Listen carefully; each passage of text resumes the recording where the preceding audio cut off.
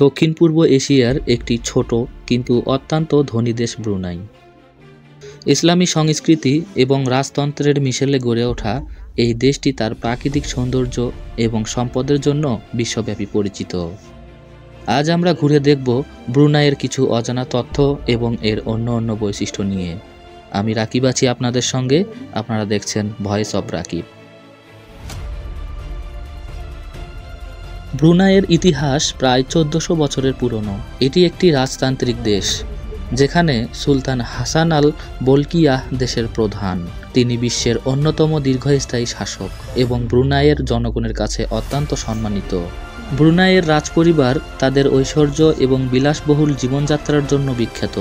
Brunei একটি ইসলামী দেশ, যেখানে ইসলামী সংস্কৃতি এবং ঐতিহ্য জীবনের প্রতিটি ক্ষেত্রে প্রতিফলিত হয়।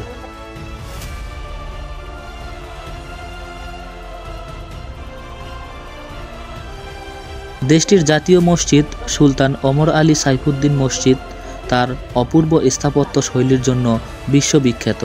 ব্রুনাইয়ের মানুষ ধর্মীয় উৎসব এবং ঐতিহ্যকে অত্যন্ত গুরুত্বের সাথে পালন করে। ব্রুনাইয়ের অর্থনীতি মূলত তেল এবং প্রাকৃতিক গ্যাসের উপর নির্ভরশীল। এই সম্পদ দেশটিকে বিশ্বের অন্যতম ধনী দেশে পরিণত করেছে। ব্রুনাইয়ের জনগণকে কোনো আয়কর দিতে হয় না এবং শিক্ষা ও স্বাস্থ্যসেবা সম্পূর্ণ বিনামূল্যে প্রদান করা হয়। ব্রুনাই শুধু অর্থনৈতিকভাবেই সমৃদ্ধ নয়, এর প্রাকৃতিক সৌন্দর্য দেশটির 70% বেশি এলাকা রেইন ফরেস্ট, যা এটিকে প্রকৃতি প্রেমীদের জন্য একটি স্বর্গে পরিণত করেছে। উলু ট্যাম্বুরং ন্যাশনাল পার্ক এবং ক্যাম্পাং আয়াং জলপ্রপাত ব্রুনাইয়ের অন্যতম আকর্ষণীয় স্থান। ব্রুনাইয়ের জীবনযাত্রা শান্তিপূর্ণ এবং সুশৃঙ্খল। দেশটির অপরাধের হার অত্যন্ত কম এবং এখানকার মানুষ অত্যন্ত বন্ধুত্বপূর্ণ।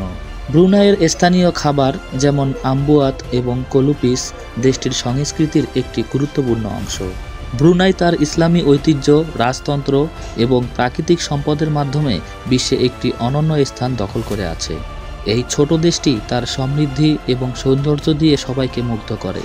ব্রুনাই সম্পর্কে আরও জানতে এবং এই সুন্দর দেশটি ঘুরে দেখতে ভুলবেন না। ভিডিওটি দেখার জন্য ধন্যবাদ।